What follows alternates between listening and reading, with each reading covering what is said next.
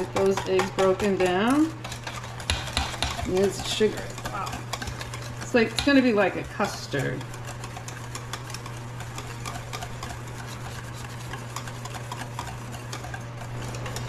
Okay, you can watch me pour this on. Make sure everything's combined well.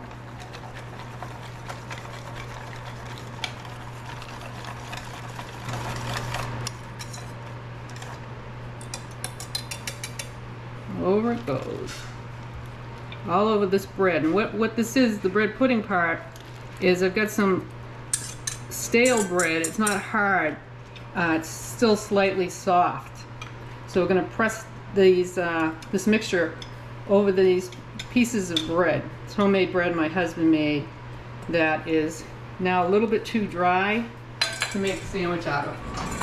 So here it is in the oven. It's almost done. The time is going to go off in a couple seconds. I'm going to check it with a knife, make sure that the knife slides in and out easy like a custard would, and then I'm going to put it on the counter until it's for another hour until it's not really hot. I'm going to stick it in the refrigerator until dinner, and I'll show you what it looks like when it's all done.